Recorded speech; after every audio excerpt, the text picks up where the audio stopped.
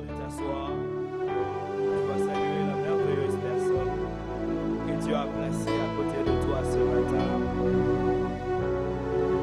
Alléluia. Et tu vas l'exhorter à être indulgent avec moi. Amen, amen. Parce que je ne sais pas si on m'entend très bien, on m'entend. Parce que j'ai du mal à m'entendre moi-même. Mais je crois que Dieu va nous faire grâce ce matin. Alléluia. Alléluia. Voilà, nous voulons rendre grâce à Dieu pour le Père et pour leurs épouses. Alléluia. La Bible dit qu'ils sont une bénédiction pour l'Église. Amen. Ils sont une bénédiction pour l'Église. Éphésiens 4:8 est en train de dire: étant monté en haut, il a emmené de captifs et il a fait des dons aux hommes. Amen, amen. Le Père que Dieu nous a donné sont de dons que Dieu a fait à l'Église. Et la Bible dit que nous devons être reconnaissants pour de tels hommes. Amen, amen. Amen, amen.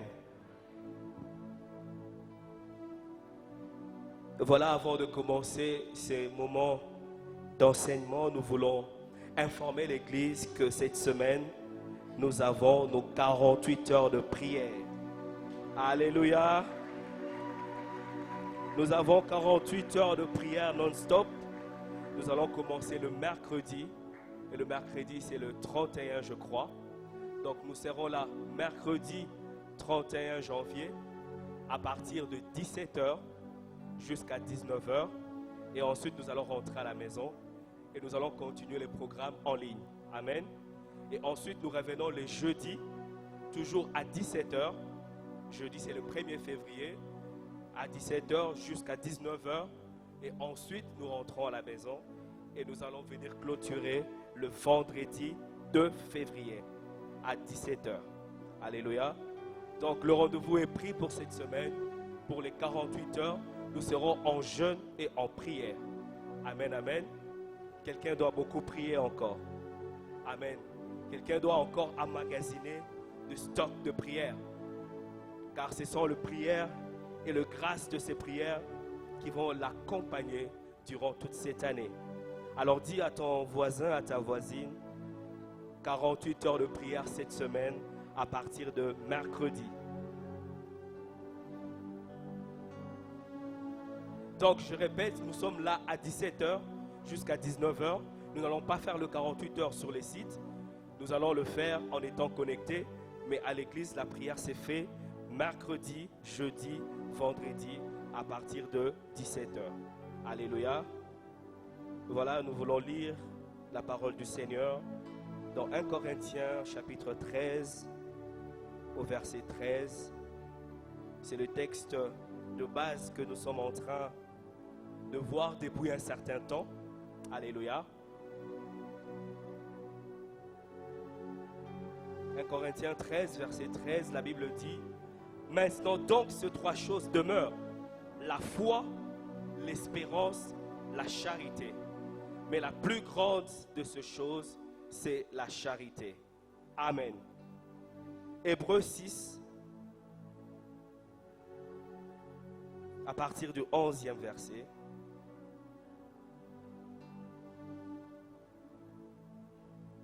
Voilà, la Bible dit: nous désirons que chacun de vous montre le même zèle pour conserver jusqu'à la fin une pleine espérance, en sorte que vous ne vous relâchez point et que vous imitiez ceux qui, par la foi et la persévérance, héritent de promesses.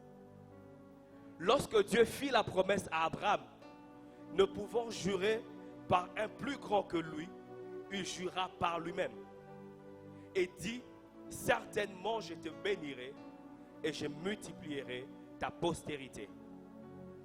Et c'est ainsi qu'Abraham, ayant persévéré, obtint l'effet de la promesse. Or, les hommes jurent par celui qui est plus grand qu'eux, et le serment est une garantie qui met fin à tous leurs différends. Verset 17. C'est pourquoi Dieu, voulant montrer avec plus d'évidence aux héritiers de la promesse l'immuabilité de sa résolution, intervint par un serment, afin que, par deux choses immuables, dans lesquelles il est impossible que Dieu mente, nous trouvions un puissant encouragement, nous dont le seul refuge a été de saisir l'espérance qui nous était proposée. Cette espérance, nous la possédons comme une encre de l'âme, sûre et solide. Elle pénètre au-delà du voile. Verset 20. Là où Jésus est entré pour nous comme précurseurs, ayant été fait souverain sacrificateur pour toujours, selon l'ordre de Melchisédek. Amen, amen.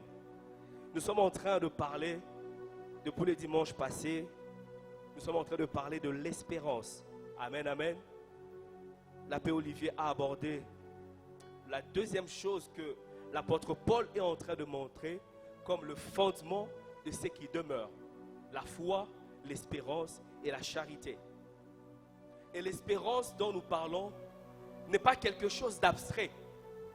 L'espérance dont nous parlons est une réalité de la vie de tout enfant de Dieu. Amen, amen.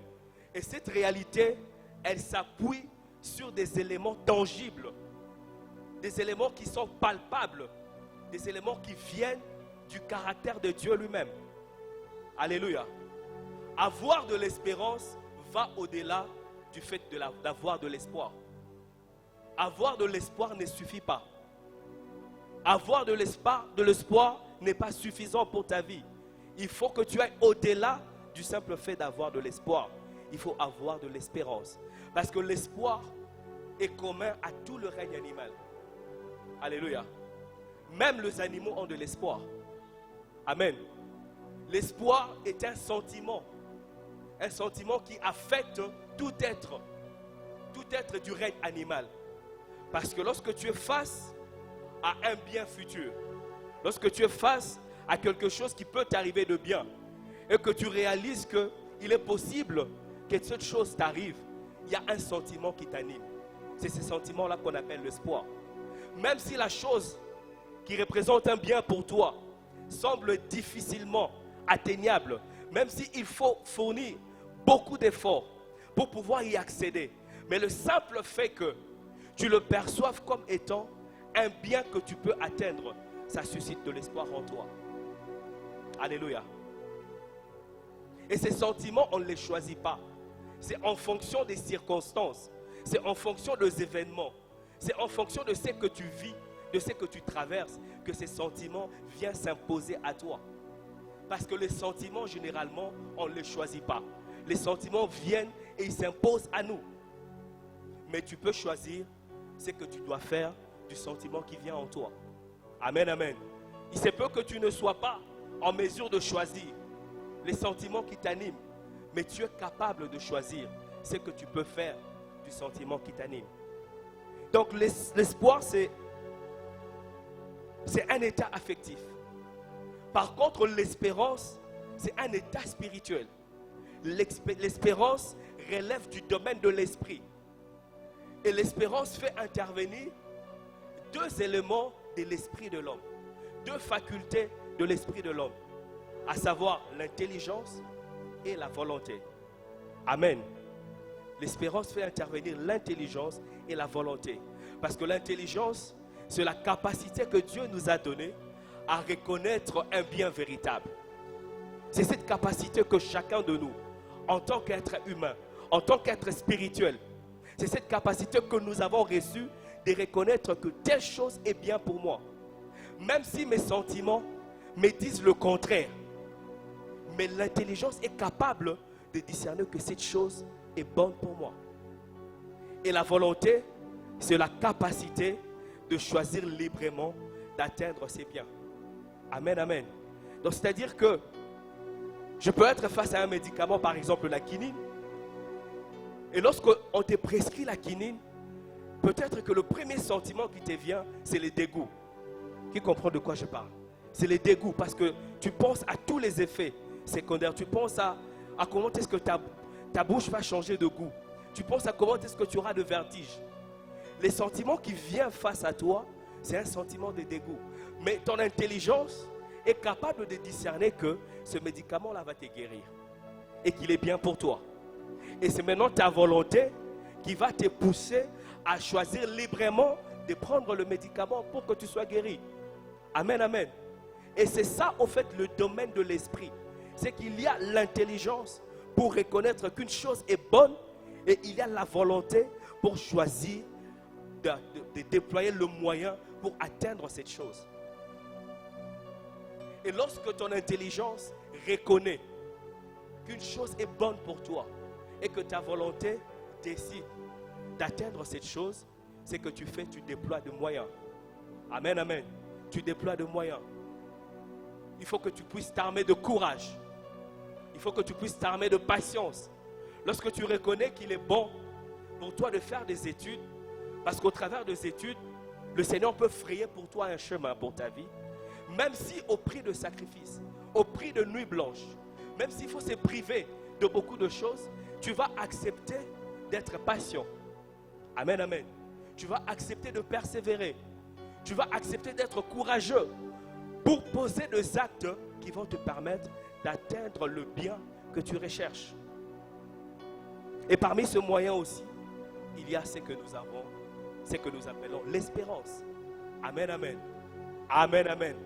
L'espérance est un moyen qui nous permet d'atteindre ce que nous reconnaissons comme étant bien pour nous. C'est un état spirituel, comme j'étais en train de le dire. Et comme c'est un état spirituel, il ne vient pas s'imposer à toi. L'espérance ne vient pas s'imposer à toi comme l'espoir face à une situation. L'espérance, parce que c'est quelque chose qui relève de l'esprit.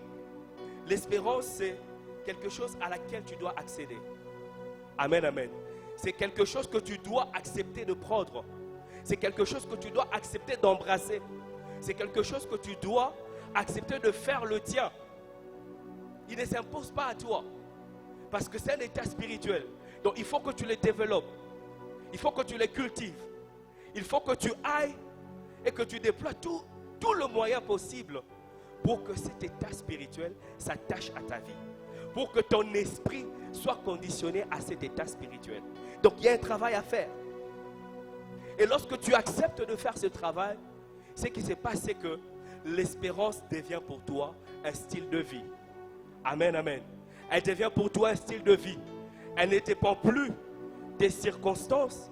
Elle ne dépend plus de situations que tu traverses.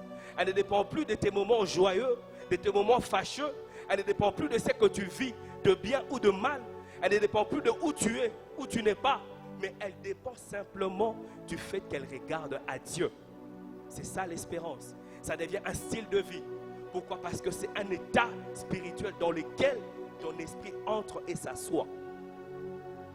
Et à cause de ça, quelle que soit la situation par laquelle tu passes, tu ne peux pas perdre le cap. Parce que l'espérance t'indique quelle est la direction dans laquelle tu dois regarder. L'espérance t'indique vers qui tu dois tourner le regard. L'espérance t'indique quel est le chemin que tu dois suivre. Quel que soit le temps, les circonstances, les situations de ta vie. Que tu sois sur la montagne, que tu sois dans la vallée, que tu sois dans la joie, que tu sois dans la tristesse, l'espérance reste pour toi un cap. Amen, amen. Et c'est pourquoi l'écrivain aux Hébreux est en train de dire, dans le texte que nous avons lu au verset 19, il dit que cette espérance, nous la possédons comme une encre de l'âme. Elle est pour nous comme une encre de l'âme, en comparaison avec l'encre du navire. Parce que l'encre du navire permet à ce que le navire puisse rester à un endroit donné. Soit au quai, soit dans la mer, mais l'encre, on le jette dans la mer pour fixer le navire dans une certaine position. Et qui est la tempête, qui est l'accalmie, quel que soit le climat, quelles que soient les conditions de l'environnement dans lequel le navire se trouve, l'encre permet au navire de rester là.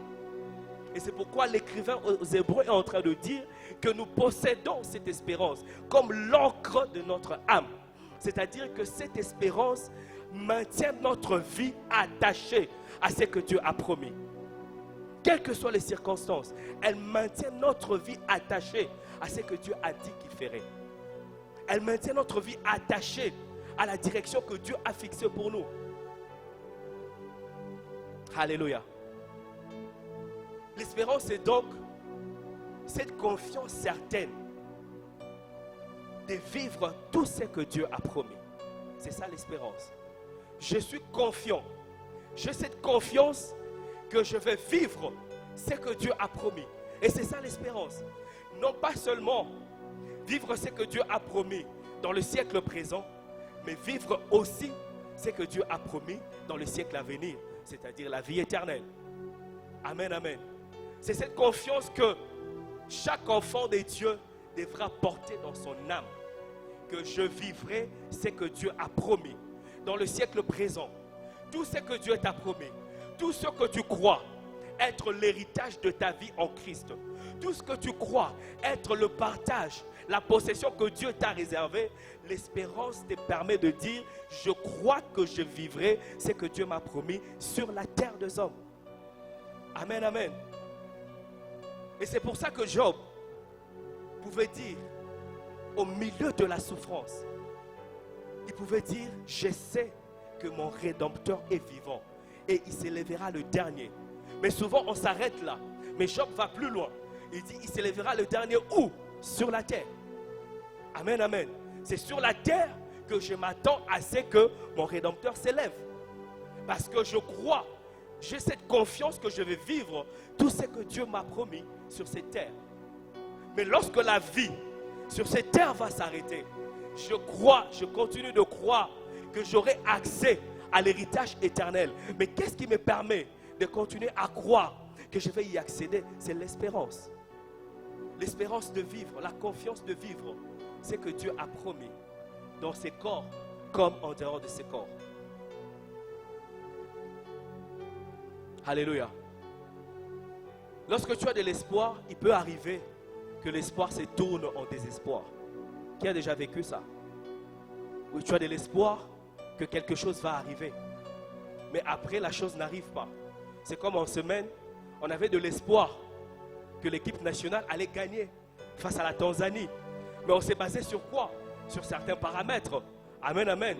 On regardait l'équipe en face, on regardait la qualité des jeux, on regardait certaines choses. Et sur base de ces paramètres, on s'est dit, c'est faisable. Nous avons l'espoir que nous allons gagner. Nous avons l'espoir que nous serons qualifiés. C'est ça de l'espoir. Mais l'espoir peut se tourner en désespoir. Lorsque tout le paramètre que vous avez mesuré, lorsque ces sentiments qui vous faisaient croire que vous allez atteindre ces buts, lorsque ces sentiments disparaissent, il laisse place à un autre sentiment. Parce que la nature a horreur du vide. Amen, amen. Et quand l'espoir change, c'est le désespoir qui vient. Mais l'espérance ne peut pas être déçue. Quoi qu'il arrive, l'espérance ne peut pas être déçue. L'espoir que quelqu'un a peut se transformer en désespoir, mais l'espérance ne peut pas se transformer en désespoir. Parce que l'espérance mise toute sa vie à obtenir ce que Dieu a promis. Amen, amen. Elle ne s'arrête pas. Tant que je suis en vie, je mise tout ce qu'il faut pour espérer obtenir ce que Dieu a promis. Et tant que ce que Dieu a promis n'est pas encore manifesté, je continue de croire que cela va arriver. Est-ce que tu peux dire Amen? Et c'est l'espérance qui te permet de foi lorsque tu es abattu au-dedans de toi. Lorsque les choses semblent mal se passer pour toi. Lorsque tous les indicateurs autour de toi sont au rouge. C'est l'espérance qui te dit que tu peux encore continuer d'attendre Dieu. Tu peux encore continuer de regarder à Dieu. L'espérance, c'est cette voie dans le ténèbre, dans le noir, dans l'obscurité. Lorsque tu ne vois pas le chemin, c'est l'espérance qui te dit, il y a un chemin que tu ne vois pas. Mais c'est lui qui t'a appelé. Et c'est lui qui marche au-devant de toi. Il voit ce chemin. Continue de t'attendre à celui-là. C'est l'espérance qui les fait. C'est l'espérance qui permet de te dire que tout n'est pas fini. On peut me prendre tout ce que j'ai. On peut m'enlever tout ce que j'ai reçu. Tout ce que j'ai bâti dans la vie. On peut me les prendre. De telle manière que les gens disent que tu reviens au point de départ. Mais l'espérance permet de te dire que tout n'est pas fini. Parce que celui qui a commencé cette œuvre, il est fidèle afin de pouvoir l'achever. C'est l'espérance qui te permet de relever le regard, d'avoir le courage d'affronter la vie de te battre encore, tout en gardant la paix de Dieu dans ton cœur. Amen, amen. Donc tu comprends mon frère, tu comprends ma soeur, que l'espérance, ce n'est pas quelque chose d'abstrait au fait. C'est quelque chose de tangible. C'est quelque chose que chaque enfant de Dieu doit avoir en lui. C'est un état spirituel. C'est un style de vie dans lequel tu dois vivre. Mais cette espérance aussi repose sur certaines choses. Elle repose sur certains fondements. Et ce matin, le thème de mon message, c'est le fondement de notre espérance en Christ. Amen, amen. Sur quoi repose l'espérance que nous avons en Christ? Puisqu'elle n'est pas abstraite comme nous avons dit. Elle repose sur quelque chose de tangible. Mais elle repose sur quoi? Par la grâce de Dieu, nous allons voir quelques éléments. Et la première des choses, le premier fondement sur lequel notre espérance repose, c'est l'immuabilité de Dieu.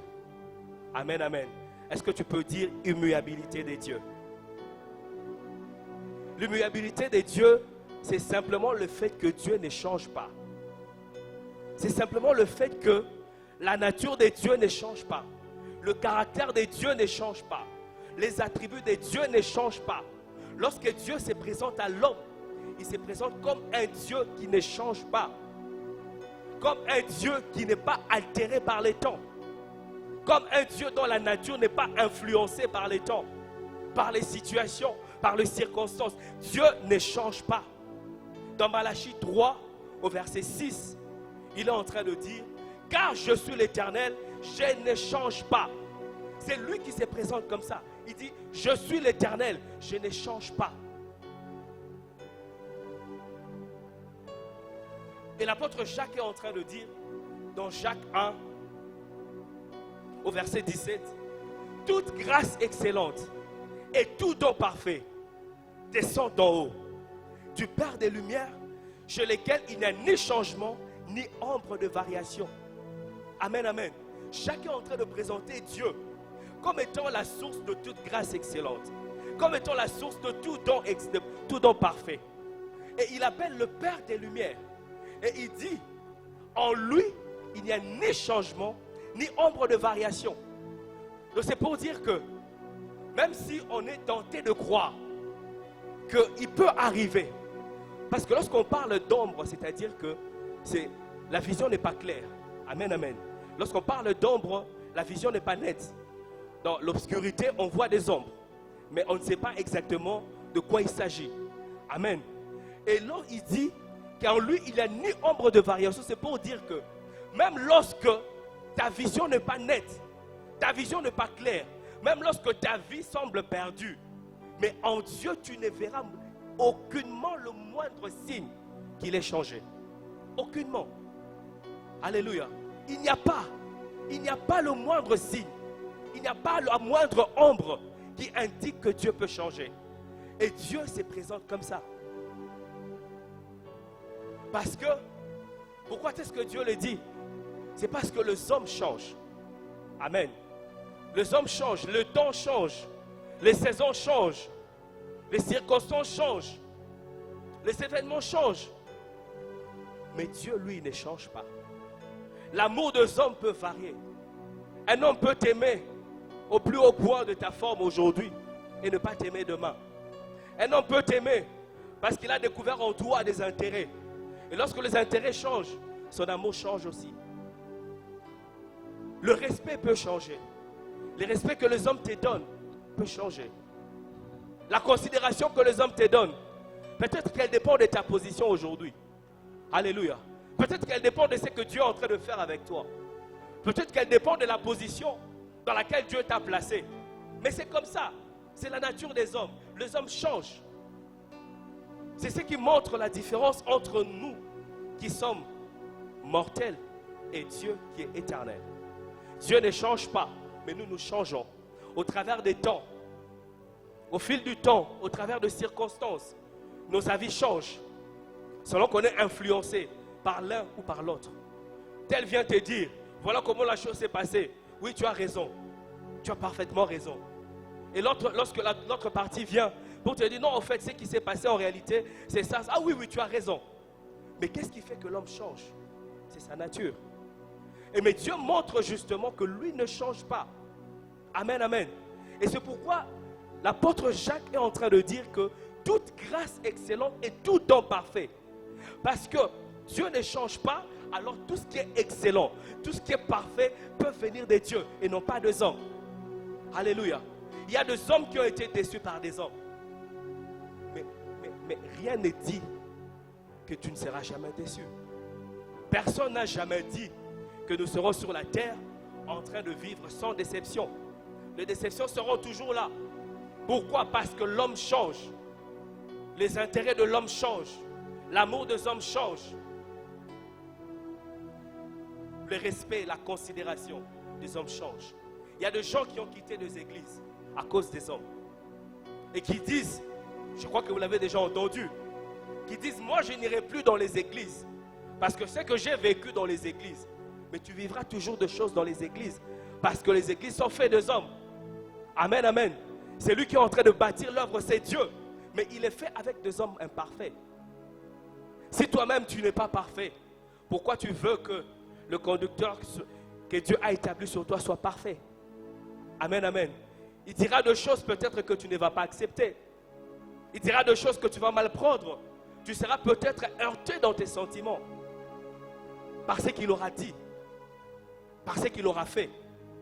Mais ce n'est pas ça qui va déterminer ta relation avec Dieu. Ta relation avec Dieu est déterminée par le fait que tu sais que c'est lui qui t'a appelé, il ne change pas.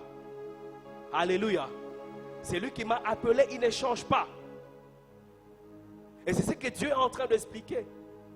Lorsqu'il est en train de parler dans le texte que nous avons lu, il dit, je ne change pas. Pourquoi? Parce que je suis l'Éternel.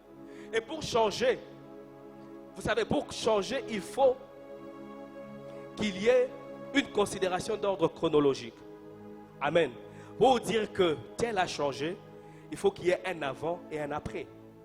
Donc on regarde au fait comment il était avant un certain temps, un point de repère, et qu'on regarde ce qu'il est devenu après ce point de repère. Mais ce n'est pas possible avec Dieu, parce que Dieu échappe aux contraintes du temps. Dieu est éternel. C'est pourquoi il dit, je suis l'Éternel, je ne change pas. Parce que le temps n'a aucune influence sur lui. Donc tu ne peux pas avoir un repère pour dire qu'avant telle époque, Dieu était comme ça, et après cette époque, il est devenu comme ça. Non, parce qu'il est éternel. Il échappe aux contraintes du temps. C'est pourquoi il ne peut pas changer. Est-ce que tu peux dire, Dieu ne change pas? Et pour changer, il faut aussi que soit tu t'améliores, amen, ou soit que tu deviennes pire. Donc il y a un bien qui s'ajoute en toi et on reconnaît que tu as changé positivement, ou il y a un mal, ou il y a un bien qui se retire de toi, ou il y a un mal qui vient en toi pour qu'on dise que tu as changé en mal. Mais Dieu est parfait. Toute grâce excellente et tout don parfait. Dieu est parfait. Donc c'est-à-dire que si nous voulons que Dieu change, il faut qu'il devienne meilleur que ce qu'il est. Alléluia. Alléluia. Mais comment est-ce que Dieu peut devenir meilleur que ce qu'il est? Parce qu'il est déjà parfait. Il n'y a rien qui peut s'ajouter en Dieu pour qu'il devienne meilleur. Parce qu'il est parfait. Et il n'y a rien qui peut se retirer de Dieu. Il n'y a rien qui peut se perdre de Dieu pour qu'il devienne pire. Parce que sinon, il ne serait plus parfait. S'il y a un seul attribut, un seul caractère de Dieu qui se retire, Dieu ne serait plus parfait. C'est pourquoi il est impossible que Dieu change. Et parce que Dieu ne peut pas changer, notre espérance s'appuie sur le fait qu'on a un Dieu qui ne change pas. Il ne change pas, ce n'est pas seulement que sa nature, ce qu'il est ne change pas, mais ce qu'il dit aussi ne change pas. Sa parole ne change pas. Ce qu'il veut ne change pas. Sa volonté ne change pas. Ce qu'il pense ne change pas. Sa pensée ne change pas. Il n'y a pas que sa nature, mais il y a tout ce qu'il est, tout ce qu'il dit, tout ce qu'il fait ne peut pas changer. Alléluia. Ses perfections ne changent pas. Ses projets ne changent pas. Ses desseins ne changent pas. Les plans de Dieu ne changent pas. Pourquoi? Parce qu'il ne change pas. Tout ce qui est attaché à lui ne peut pas changer. Et c'est pourquoi l'écrivain aux Hébreux est en train d'expliquer, au verset 17, il explique que lorsque Dieu était face à Abraham, il fallait qu'il fasse comprendre à Abraham que la promesse qu'il est en train de lui faire ne pourra pas changer. Il fallait que Abraham puisse réaliser, intérioriser, comprendre que la promesse que Dieu est en train de me donner ne pourra pas changer. Pourquoi? Parce qu'elle vient de celui qui ne change pas. Et tout ce qui vient de celui qui ne change pas ne peut pas changer. Et la Bible dit qu'il intervient au travers de deux choses qui ne peuvent pas être changées. Mais en réalité, il y a plusieurs choses en Dieu. Tout ce qui est en Dieu ne change pas. Mais là, il parle de deux choses, justement à cause du contexte historique. Parce qu'à l'époque, la promesse était quelque chose qui liait les hommes. Amen. Lorsque quelqu'un faisait une promesse, il était lié par cette promesse. Le code d'honneur était tellement élevé à l'époque qu'une promesse engageait la vie de quelqu'un. Et pour montrer justement que cette promesse ne peut pas changer, Dieu a ajouté encore un serment. Et l'écrivain est en train de dire que la promesse et les serments ne peuvent changer. Et là, Abraham pouvait comprendre que ce que Dieu est en train de me dire va forcément arriver. Pourquoi? Parce qu'il a promis, et ce qu'il promet ne change pas, et parce qu'il a juré. Et lorsqu'il prend ses serments, il ne pouvait pas jurer par un autre qui était plus grand. Parce qu'il n'y a pas plus grand que lui. Il a donné à Abraham la promesse et les serments. Je ne sais pas ce que Dieu t'a promis. Alléluia. Je ne sais pas quelles sont les promesses qu'il y a sur ta vie. Je ne connais pas toutes les promesses que Dieu t'a faites. Parce que chacun de nous en ces lieux a reçu des promesses de la part de Dieu. Ça peut être personnellement. Lorsque Dieu t'a appelé, lorsque Dieu t'a choisi, il y a des choses que Dieu t'a dites. Parce que tu as commencé une histoire avec Dieu. Et deux personnes ne peuvent pas marcher ensemble si elles ne se mettent pas d'accord. Amen, amen. Donc lorsque tu as commencé ton histoire avec Dieu, il y a des choses que Dieu t'a dites. Dieu s'est engagé envers toi. Et toi aussi, il y a des choses que tu as dites à Dieu. Tu t'es engagé envers Dieu. Vous vous êtes mis d'accord pour marcher ensemble. Donc je ne crois pas que ce matin tu puisses être là sans avoir reçu une promesse de la part de Dieu. Tu sais quelle est la promesse, quelles sont les promesses, quelles sont les choses, quel est l'héritage que Dieu a dit que tu auras sur cette terre.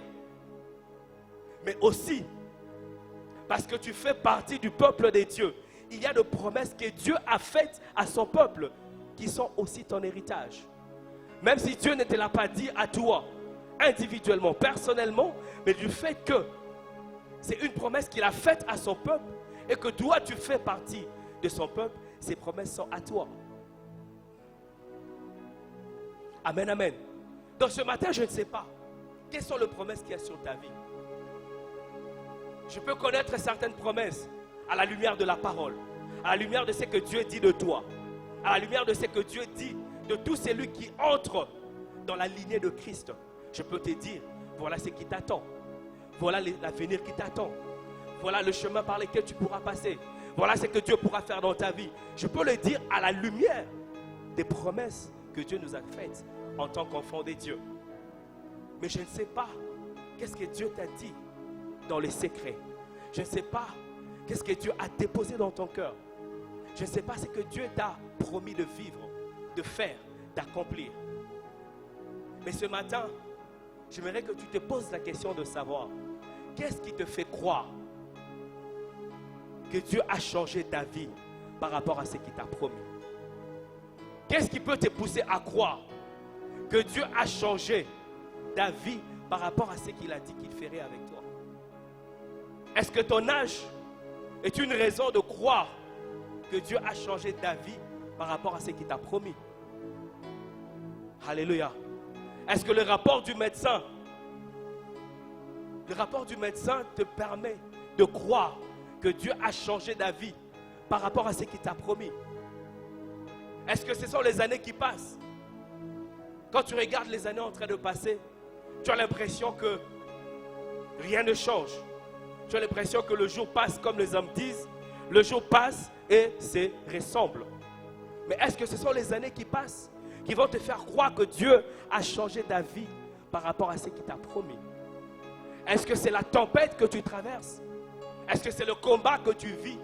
Est-ce que c'est l'opposition que tu as sur ton chemin qui vont te faire croire que Dieu a changé ta vie par rapport à ce qu'il t'a dit? Dieu n'a jamais dit que ça serait facile. Amen. Dieu n'a jamais dit que ça serait facile. Cet évangile qui veut faire croire que lorsque nous venons au Seigneur, tout devient facile, tout devient rose, tout devient... Cet évangile n'est pas vrai. Elle n'est pas de Christ. Alléluia. Parce que Jésus a dit, lorsque Pierre, parce qu'il y a un homme qui avait tellement d'argent, tellement de biens, et il est venu voir Jésus pour lui demander qu'est-ce qu'il faut pour qu'il entre dans le royaume. Et Jésus se met à s'entretenir avec lui. Et à un moment donné, il lui dit, va et vends tout ce que tu as et suis-moi. Et la Bible dit que cet homme est parti tout triste parce qu'il avait beaucoup de biens. Et il y a un homme dans la Bible que j'aime bien à cause de son courage et de son franc-parler, c'est l'apôtre Pierre. Il est choqué par cette histoire. Il dit, mais ce n'est pas possible.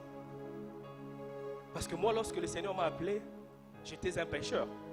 Et le jour d'ailleurs où je l'ai rencontré, j'étais sur le point de faire faillite. Parce que je passais toute une nuit, je n'ai même pas attrapé un frétin. Mais cet homme a tout. Et Jésus lui demande de tout laisser, de le suivre.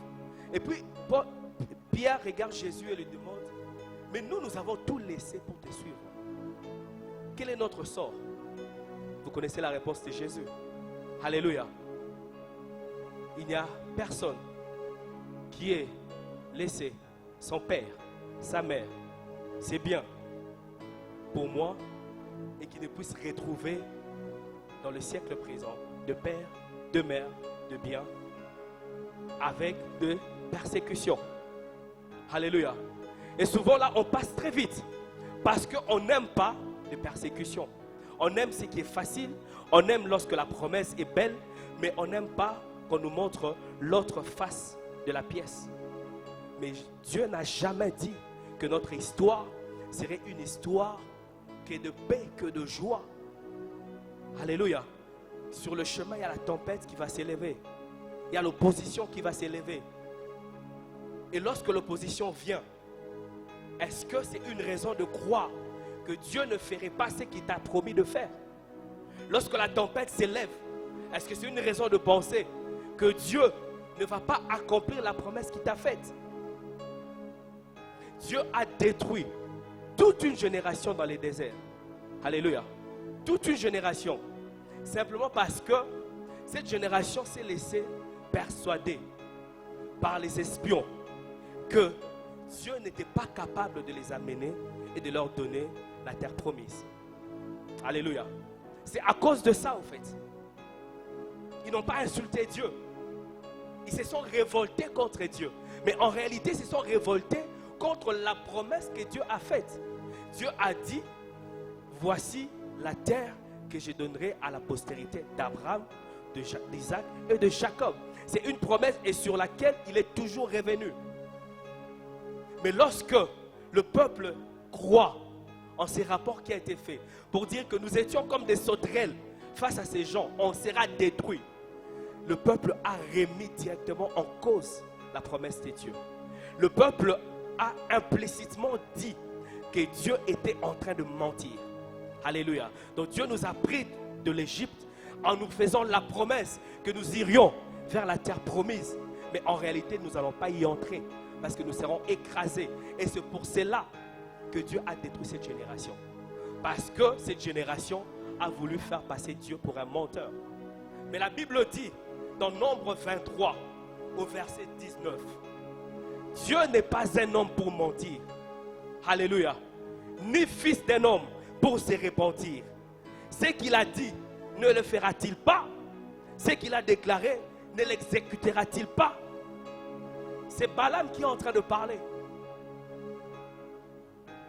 Balaam est en train de parler et il dit, Dieu n'est pas un homme pour mentir. Et parce qu'il n'est pas un homme pour mentir, ce qu'il dit, il va le faire. Ce qu'il a promis, il va l'exécuter. Pourquoi? Parce que Balak est allé trouver Balaam et a payé Balaam pour que Balaam vienne maudire Israël. C'est ça le contexte de ces textes. C'est-à-dire que sur le chemin où il était en train de marcher, il y a une opposition qui s'est levée. Une opposition qui s'est levée pour que la malédiction descende sur le peuple. Et Balak va trouver Balaam et lui dire, viens maudire ce peuple. Mais entre-temps, Dieu vient dire à Balaam que le projet que j'ai pour Israël, c'est un projet de bénédiction. Le projet que j'ai formé pour ces peuples, c'est un projet pour qu'ils soient bénis. Je n'ai pas dans ma volonté, dans mes plans, dans mes projets, lorsque je regarde, je ne vois rien qui m'indique de maudire ce peuple. Et il dit à Balaam, tu ne maudiras pas ce peuple, tu le béniras. Pourquoi? Parce que Dieu avait promis de bénir Israël. Alléluia. Ce n'est pas l'opposition que tu as sur le chemin. Même si les hommes s'élèvent contre toi, même si la sorcellerie s'élève contre toi, toutes les stratégies de l'ennemi ne peuvent arrêter la promesse de Dieu sur ta vie. Tous les plans de l'ennemi ne peuvent arrêter le projet de Dieu sur ta vie. L'occultisme ne peut pas s'élever pour arrêter le plan de Dieu sur ta vie. Et c'est ce que Balaam est en train de dire dans Nombre 23. Parce qu'il dit, l'enchantement, si vous descendez un peu plus loin, il dit l'enchantement, la divination ne peuvent rien contre Jacob. La sorcellerie ne peut rien contre Jacob.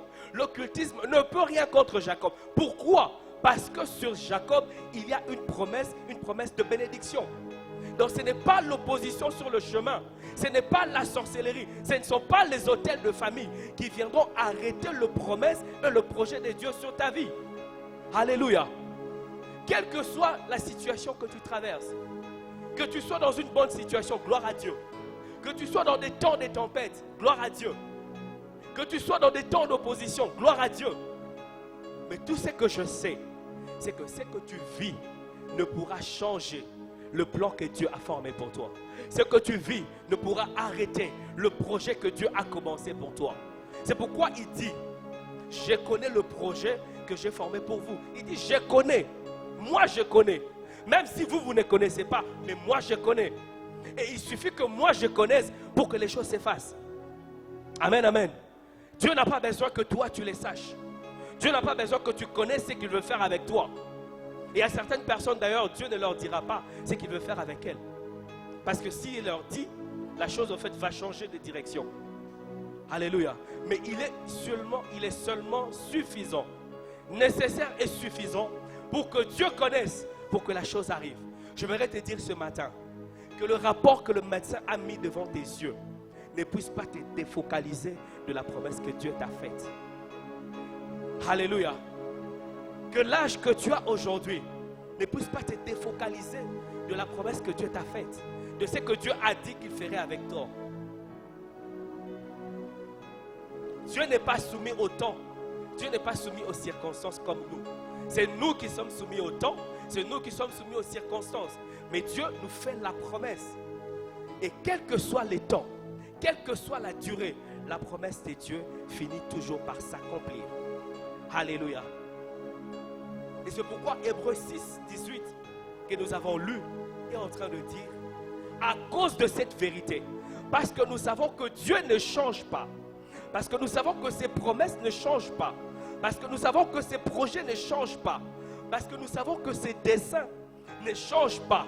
À cause de cette vérité, qu'est-ce que nous avons fait? Nous avons tout laissé. Nous avons tout laissé pour saisir l'espérance qui nous est offerte. C'est à cause de ça.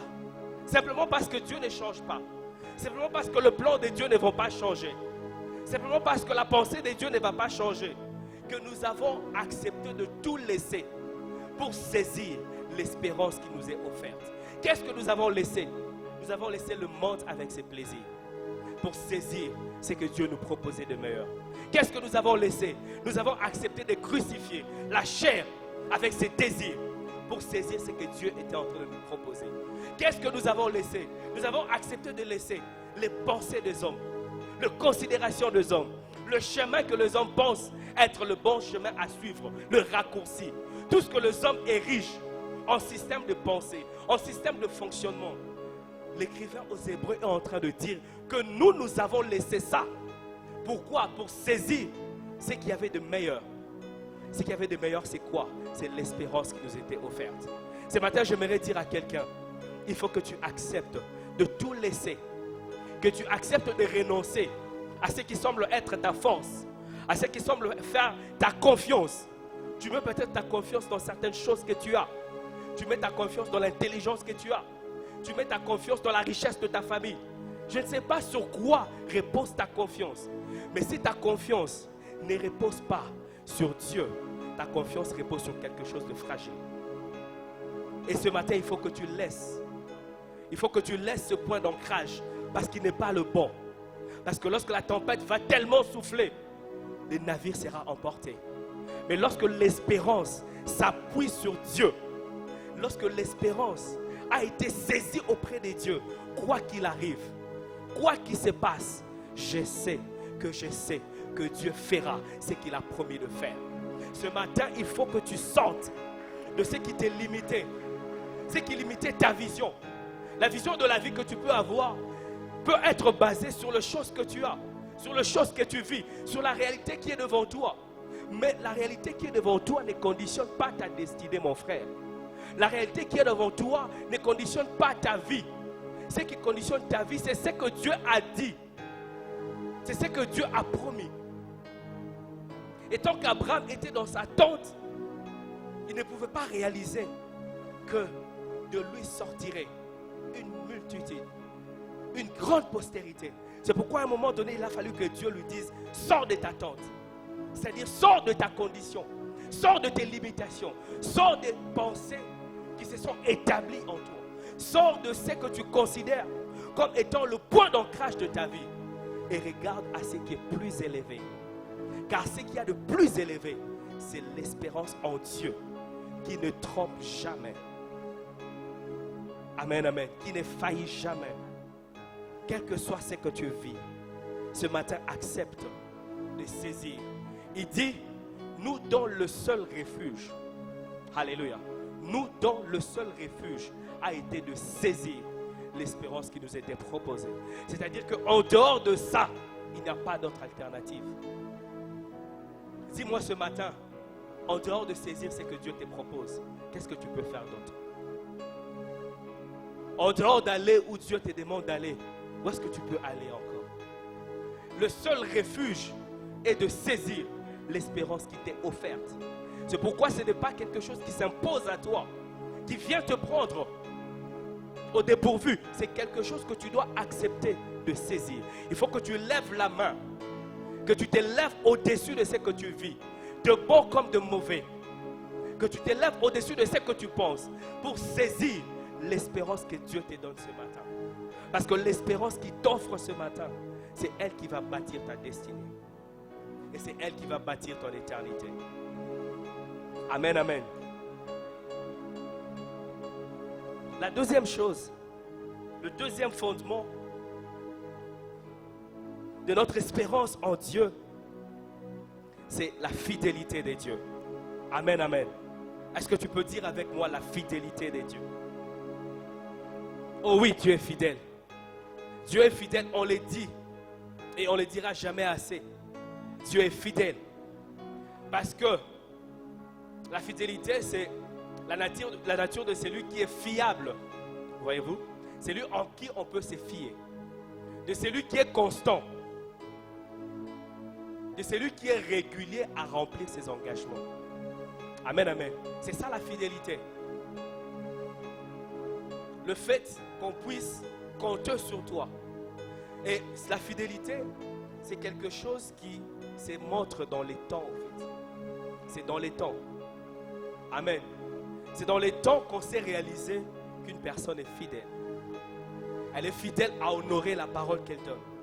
Elle est fidèle à respecter les engagements qu'elle prend.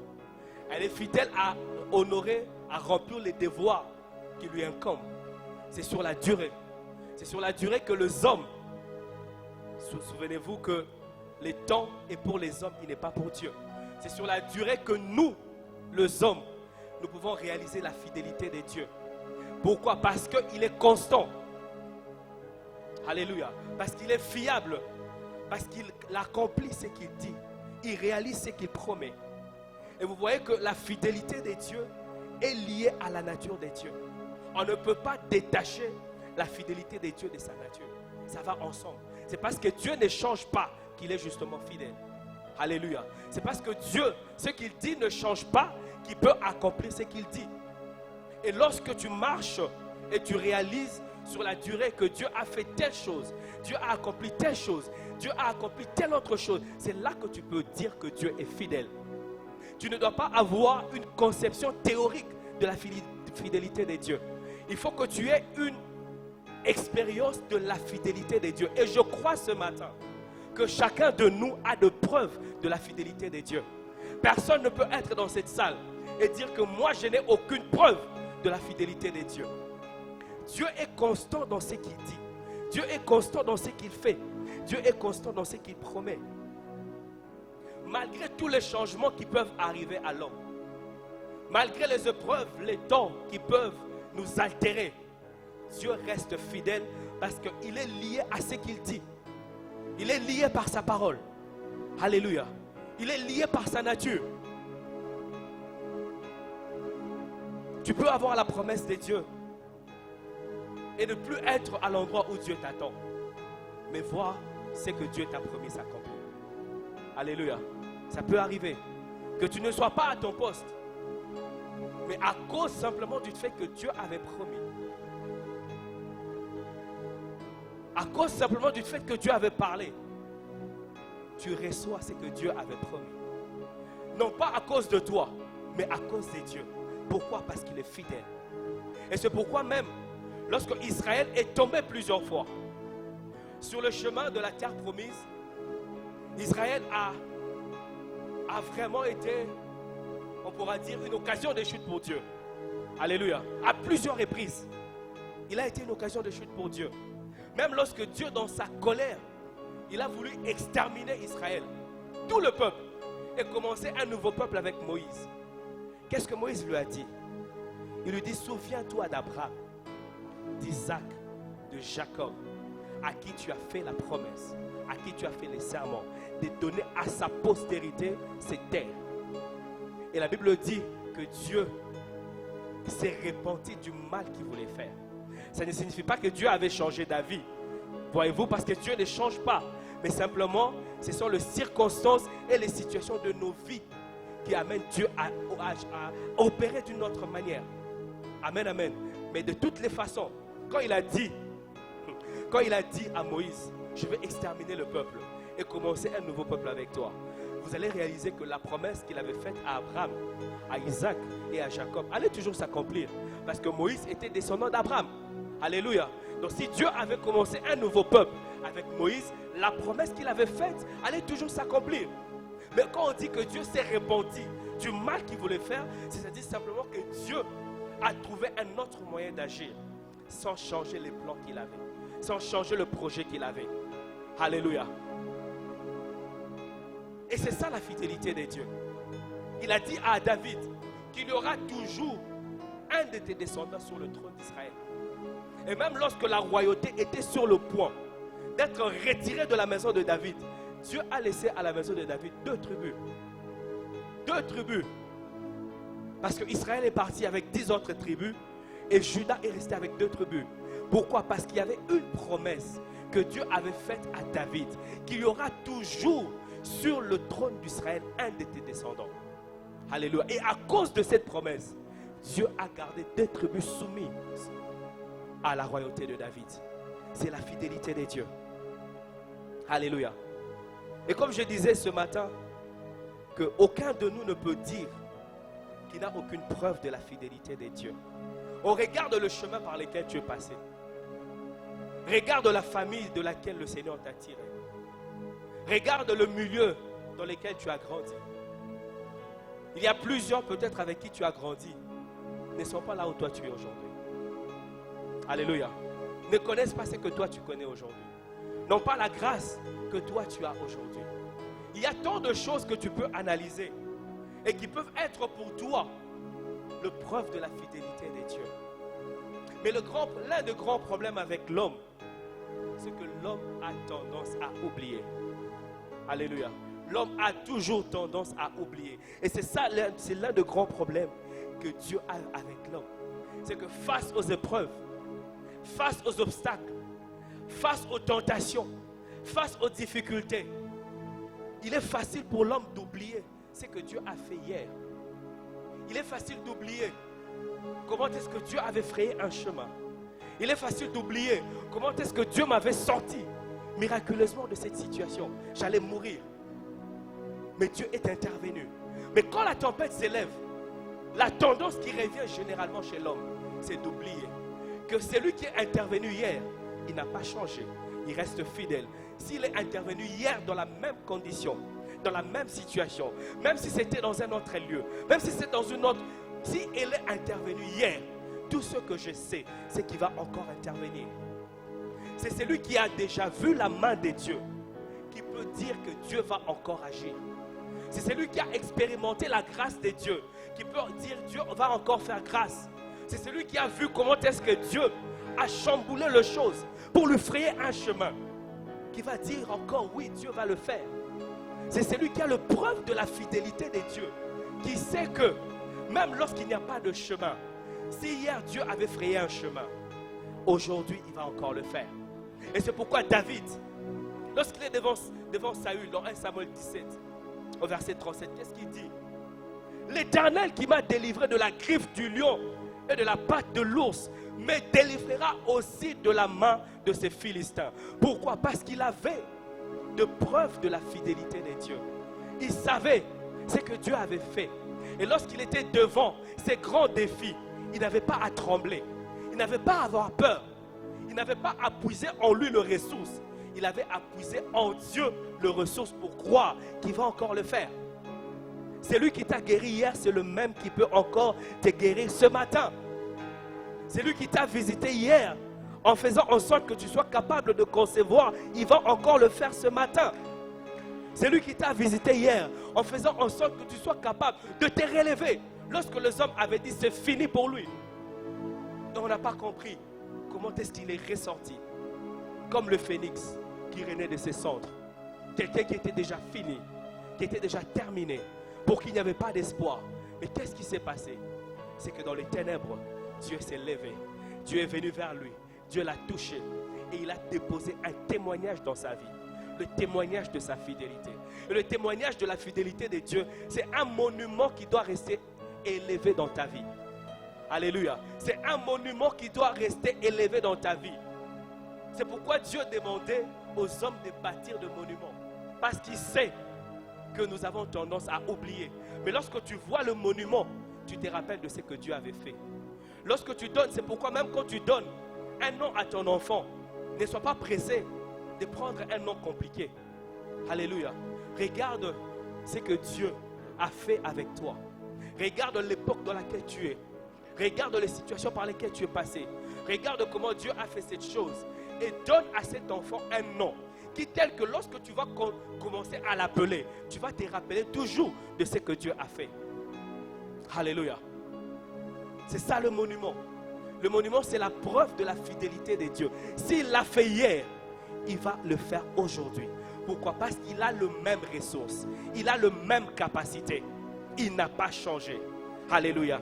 C'est celui qui a expérimenté la fidélité de Dieu. Vous savez, il y a un psaume, le psaume 91. C'est le psaume de quelqu'un qui est en train d'affirmer de choses qui vont se passer comme si elles s'étaient déjà passées. Alléluia. C'est le psaume de quelqu'un qui n'est pas en train de confesser sa foi, mais il est en train de témoigner la fidélité de Dieu. Il est en train de témoigner. Et au verset 4, psaume 91, verset 4, qu'est-ce qu'il est en train de dire au verset 4? Il dit, sa fidélité te protège comme un bouclier. Sa fidélité est un bouclier. Et la version Semeur dit, sa fidélité te protège comme un bouclier. C'est-à-dire que dans les épreuves, quand tu tiens la fidélité de Dieu, les épreuves ne vont pas te renverser. Ça signifie que dans l'affliction, lorsque tu tiens la fidélité de Dieu, tu penses à la fidélité de Dieu, les afflictions ne vont pas te détruire. Parce que c'est un bouclier. Le bouclier empêche au mal de t'atteindre. Ça ne signifie pas que le mal a été écarté. Le mal est là. Mais le bouclier est là pour empêcher au mal de t'atteindre. À cause de la fidélité de Dieu, dans l'épreuve tu attends, dans l'épreuve tu patientes, dans l'épreuve tu tournes le regard vers lui. Et pourquoi? Parce que tu sais qu'il est fidèle. Si hier il t'a sorti d'une épreuve, aujourd'hui encore, par sa fidélité, il te sort de l'épreuve. Et c'est cette fidélité qui est un bouclier. Alléluia. En tout cas, je t'invite à lire le psaume 91. Celui qui demeure sous l'abri du Très-Haut repose à l'ombre du Tout-Puissant. Et il commence à expliquer ce qui va t'arriver. Mais il explique comme s'il essaie déjà, comme si c'est clair pour lui. Mais pourquoi il est dit? Parce qu'il sait que dans les mêmes circonstances, dans les mêmes conditions, Dieu a fait la chose. Et il n'y a aucune raison qu'il ne puisse pas le faire. Il va le faire. Oh, ce matin, je voudrais te dire qu'il va le faire. Il va le faire. Quel que soit le poids des épreuves, quelle que soit la durée de l'épreuve, quel que soit le temps que prend la tentation, Dieu va le faire. Même si les épreuves t'accablent, même si ta situation t'accable, même si ce que tu vis semble difficile, mais Dieu va le faire. Et Jérémie était en train de se lamenter. Lamentation 3, verset 20. Dans Lamentation, on explique comment est-ce que dans Lamentation 3, on est en train de voir dès le début comment il explique ce qui s'est passé. Il est en train de dire comment est-ce que sa vie a été détruite. Comment est-ce que... Voilà, il explique toutes les calamités qui sont arrivées. Il explique tous les malheurs qui sont arrivés. Et au verset 20, il dit, quand mon âme s'en souvient, elle est abattue au-dedans de moi. C'est-à-dire qu'il pense à toutes les calamités qui se sont abattues sur lui. Il pense à toutes les épreuves. Il pense à tous les coups que l'ennemi lui a donnés. Et il dit, quand mon âme pense à ça, quand je me souviens de ça, elle est abattue au-dedans de moi. Mais regarde le verset 21. Qu'est-ce qu'il dit au verset 21? Après ça, il dit, mais voici ce que je veux repasser en mon cœur, ce qui me donnera de l'espérance. C'est-à-dire que même quand je pense aux épreuves qu'il y a dans ma vie, même quand je pense aux situations difficiles par lesquelles je passe, même quand je pense à la tempête qui s'abat sur ma famille, quand je pense à tout ça et que mon âme n'a plus de force, il dit, qu'est-ce que je veux faire? Dans mon cœur, je veux faire passer un souvenir. Voici ce que je veux repasser en mon cœur. Parce que ce que je veux repasser en mon cœur, c'est ce qui va me donner de l'espérance. J'ai besoin de l'espérance. Dans les épreuves, j'ai besoin d'espérer. Dans les épreuves, j'ai besoin de continuer de croire que celui qui est en train de me conduire ne va pas s'arrêter là. Il ne va pas m'abandonner dans l'épreuve et s'en aller. Parce qu'il m'a dit, allons de l'autre bord. Il dit, voici ce que je veux repasser.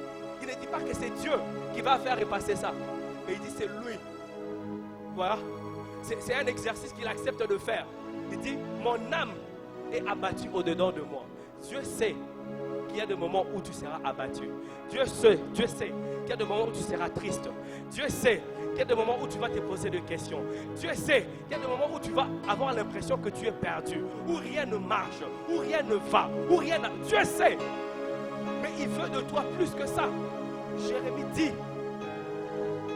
voici ce que je vais repasser en mon cœur. Parce que ce que je veux repasser, c'est ce que Dieu fait. C'est ce que Dieu a fait.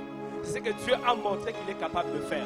Et s'il a fait et que je le repasse dans mon cœur, ça va me donner de l'espérance pour dire, s'il a fait et qu'il n'a pas changé, il va encore le faire. Au verset 22, qu'est-ce qu'il dit? Les bontés de l'Éternel ne sont pas épuisées. Ses compassions ne sont pas à leur terme. Au verset 23, elles se renouvellent chaque matin. Oh, que ta fidélité est grande! Alléluia! Il dit, les bontés de l'Éternel ne sont pas épuisées. Elles se renouvellent chaque matin. Même quand je pense que c'est fini et que je m'endors dans la souffrance, dans le poids de la maladie, je m'endors, je pense que la situation de ma famille est la plus chaotique du pays. Je m'endors dans ça, je suis abattu. Mais le matin, j'ouvre les yeux, je suis encore là. Oh, les bontés du Seigneur sont encore renouvelées. Ses compassions sont encore renouvelées. Je peux entendre le chant des oiseaux. Je peux voir le soleil en train de se lever. Je peux voir les œuvres de Dieu, comment elles subsistent. monde. Je peux voir comment le monde que Dieu a créé est en train de tenir par la force de sa parole. Il dit, oh, que ta fidélité est grande. C'est à cause de la fidélité de Dieu que je peux encore espérer. C'est le fondement de mon espérance, la fidélité de Dieu. Qu'est-ce qu'il dit au verset 24? L'Éternel est mon partage de mon âme. C'est pourquoi je veux espérer en lui. Je veux espérer en lui. C'est une décision que tu dois prendre, mon frère, ma soeur. Le monde ne sera pas gentil avec toi. Le monde ne sera pas tendre avec toi. Le monde ne sera pas un parcours de rose avec toi. Le monde voudra t'écraser. Le diable voudra t'opprimer. Jésus a dit à Pierre, excusez-moi, Jésus a dit à Pierre que le diable vous a réclamé pour vous cribler comme on crible le froment. Alléluia. C'est Jésus qui dit à Pierre, hein? Pierre ne savait pas. Il était peinard, mais Jésus lui dit, le diable vous a réclamé pour vous cribler. Je priais pour vous. Et toi, quand tu seras affermi, qu'est-ce que tu vas faire? Tu vas affermir aussi tes frères. Alléluia. Le monde ne sera pas tendre avec toi. Nous ne sommes pas dans un monde de bisounours. Nous sommes dans un monde où tu dois tout le jour prendre une décision. C'est pourquoi il dit, je veux espérer en l'Éternel. Il faut que tu prennes la décision tout le jour d'espérer en Dieu. Tout le jour de ta vie. Parce que si tu ne le fais pas, le navire sera emporté par toutes sortes de tempêtes, par toutes sortes de vents. Si tu ne prends pas la décision de faire du Seigneur, de mettre l'espérance en Dieu comme un point d'ancrage de toute ta vie, en regardant dans le moment difficile et même dans le moment heureux, n'oublie pas la fidélité de Dieu. Alléluia. Même quand tu es dans l'abondance, n'oublie pas la fidélité de Dieu. Parce que c'est ce que Dieu est en train de dire à Israël. Quand tu seras en train de manger et de te rassasier de produits de la terre promise, n'oublie pas ce par quoi tu es passé. N'oublie pas. Dans la vallée, n'oublie pas ce que Dieu a fait. Dans la montagne, n'oublie pas ce que Dieu a fait. N'oublie pas la fidélité de Dieu en tout temps et en toutes circonstances. Chaque enfant de Dieu porte en lui. Il y a plus que ça. Mais nous allons nous arrêter là ce matin. Il y a plus que ça. Le fondement de notre espérance, il y a l'amour de Dieu. Alléluia. Romains 5:5. L'espérance ne trompe point, car l'amour de Dieu est répandu dans nos cœurs par le Saint-Esprit qui nous a été donné. Il y a l'œuvre de la croix qui est un fondement de notre espérance. Parce qu'il est en train de dire dans le livre d'Hébreux qu'on a lu, verset 6, que notre espérance, c'est comme une encre de l'âme et qui traverse le voile là où Jésus est entré pour nous comme précurseur. Il y a l'œuvre de la croix qui est aussi le fondement de notre espérance. Il y a tant de choses. Mais chaque enfant de Dieu, pour terminer, porte en lui le témoignage de tout ce que nous venons de voir. Chaque enfant de Dieu a le témoignage de la fidélité de Dieu, de l'amour de Dieu, de l'œuvre de Christ. Mais au-delà de ça, il y a un témoignage puissant que Dieu donne directement à ton esprit. Et Romains 8, verset 16, est en train de dire que l'esprit témoigne à notre esprit. Alléluia. Il y a le témoignage de l'esprit que tu reçois. Le témoignage de l'esprit est le fondement de notre espérance. L'esprit est le fondement de notre espérance. Parce que c'est aussi pour cela que Dieu nous a donné son esprit. C'est aussi pour cela que Dieu nous a donné son esprit. Pourquoi? Parce que la Bible dit que le Saint-Esprit est un gage de notre héritage. Alléluia. Éphésiens 1, verset 13. J'aimerais que nous puissions lire ces textes. En lui, vous aussi, après avoir entendu la parole de la vérité, l'évangile de votre salut, en lui vous avez cru et vous avez été scellés du Saint-Esprit qui avait été promis. Verset 14. Lequel est un gage de notre héritage. La Bible est en train de dire que le Saint-Esprit est le gage de notre héritage. Les gages, c'est une garantie que l'on donne pour assurer qu'une dette sera payée. Alléluia. C'est-à-dire que Dieu s'est engagé envers nous Au travers de toutes les promesses que Dieu t'a faites, Dieu s'est engagé envers toi. Dieu a une dette envers toi. Mais Paul est en train de dire que pour te garantir qu'il va te payer ta dette, qu'il ne va pas rester débiteur de toi, qu'est-ce que Dieu a fait? Il t'a donné son esprit comme un gage. Le prêteur à gage, le prêt à gage, comment il fonctionne? C'est que tu as un bien de valeur. Tu as peut-être un téléphone qui vaut $100. Amen, amen. Et tu vas voir le prêteur à gage. Il va évaluer sur base de certains paramètres du marché. Il va évaluer la valeur de ton téléphone. Et il va te dire que ce téléphone, au jour d'aujourd'hui, il vaut $100. Et je peux te prêter 50% ou 70% du montant de ce téléphone. C'est-à-dire que tu lui donnes un téléphone qui vaut $100 et il te donne $50 ou $70 ou $60 et tu pars avec. Mais il reste avec ton téléphone comme la garantie que tu vas venir rembourser ta dette. Parce que si tu ne rembourses pas ta dette, ce qu'il a entre ses mains a plus de valeur que ce que tu es parti avec. Alléluia. Dans le Saint-Esprit, c'est le gage que Dieu nous a donné. C'est-à-dire que les promesses que Dieu t'a faites ne sont rien comparées à l'Esprit de Dieu.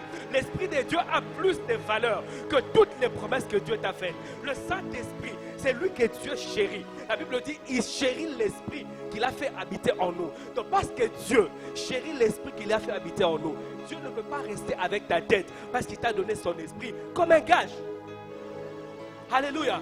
Le Saint-Esprit que tu as reçu, il est le gage, c'est-à-dire il est la garantie, il est la caution. Il t'indique que Dieu va accomplir ce qu'il a dit qu'il va accomplir. Parce qu'il t'a donné ce qu'il y a de plus grand, ce qu'il y a de plus valeureux, ce qu'il y a de plus important.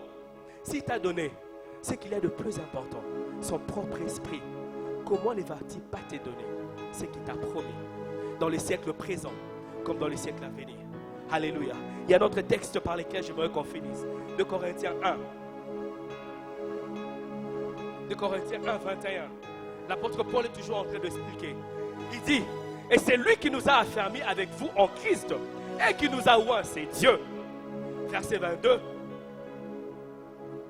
Lequel nous a aussi marqué d'un sceau et a mis dans nos cœurs les arts de l'esprit. Est-ce que tu peux mettre la version Semeur pour qu'on puisse comprendre les arts de l'esprit? Alléluia. Verset 22, la version Semeur dit, et c'est encore Dieu qui nous a marqué de son sceau comme sa propriété et qui a mis dans notre cœur son esprit comme un compte de bien à venir. Oh, alléluia, tu n'as pas compris. Il dit qu'il a mis dans ton cœur le Saint-Esprit comme un acompte de choses qu'il t'a promises, comme un acompte de choses qu'il va te donner. Quand tu donnes un acompte à un marchand, c'est parce que tu sais que tu vas revenir encore pour ajouter et finir par prendre ce que tu dois prendre. Et Dieu nous a donné son esprit comme la première de choses de tout ce qu'il nous a promis. De tout ce qu'il nous a promis. Le Saint-Esprit, il est le garant, il est la caution que les promesses que Dieu t'a faites vont s'accomplir. Ne regarde pas à ce que tu vis. Ne regarde pas à ce qui te dérange ce matin. Fixe les yeux vers le Seigneur. Fixe les yeux vers celui qui est élevé. Fixe les yeux vers celui qui t'a appelé. Parce qu'il te connaît par ton nom. Par ton nom. Chacun de nous ici, Dieu le connaît par son nom. Et il n'y a rien qui soit impossible à Dieu. Ce matin, qu'est-ce qui t'empêchait d'espérer? Laisse la voix de l'Esprit se faire entendre dans ton cœur. Qu'est-ce qui t'empêchait de croire que ce que Dieu t'avait dit en 1990, en 2000, en 2015? Qu'est-ce qui t'a même fait penser que tu avais le droit d'oublier ce que Dieu avait dit qu'il ferait avec toi? Ce matin, laisse la voix de l'Esprit se faire entendre dans ton esprit. Oh, est-ce que tu peux t'élever? Est-ce que tu peux t'élever? Laisse la voix de l'Esprit se faire entendre dans ton cœur ce matin. Élève ta voix et commence à dire à Dieu, Seigneur, pardonne-moi pour toutes les fois où j'ai cru que tes promesses dans ma vie ne s'accompliraient plus. Pardonne-moi pour toutes les fois où j'ai pensé que ce que le médecin m'avait dit, était la réalité et la vérité qui devait conduire ma vie. Seigneur, je te bénis pour le médecin, parce que c'est toi qui lui as donné l'intelligence pour comprendre, l'intelligence pour soigner, l'intelligence pour guérir. Je te bénis pour le pharmacien, parce que c'est toi qui lui as donné l'intelligence pour créer le médicament, afin que nous soyons guéris. Mais Seigneur, je sais qu'il est limité dans ses recherches, il est limité dans ses pensées, il est limité dans ce qu'il fait. Et c'est toi, oh Dieu, la source de mes ressources. Commence à élever ta voix. Demande à Dieu pardon. Pardon pour toutes les fois où tu as cru que ces promesses ne s'accompliraient plus. Demande pardon pour cette promesse que tu avais déjà oubliée, que tu avais déjà enterrée, que tu avais dit, ça le Seigneur ne le ferait plus. Commence à demander pardon. Parce que tu as limité Dieu. Et tu as cru que Dieu n'était plus capable de faire avec toi ce qu'il avait promis de faire. Ta course ne s'arrêtera pas. Ta marche ne s'arrêtera pas. Oh, élève ta voix. Élève ta voix. Élève ta voix et prie.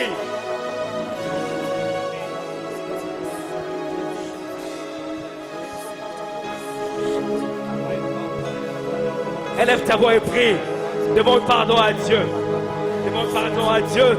Parce que, en remettant en cause, en remettant en doute ce que Dieu t'avait dit, tu as remis en cause la capacité de Dieu d'accomplir ce qu'il a dit, ce qu'il a promis sur ta vie.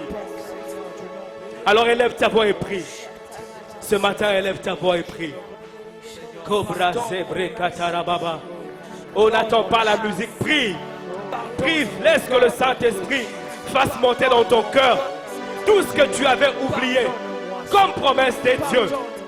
Dieu t'avait dit qu'il t'emmènerait dans le haut sphère des décisions de ce pays.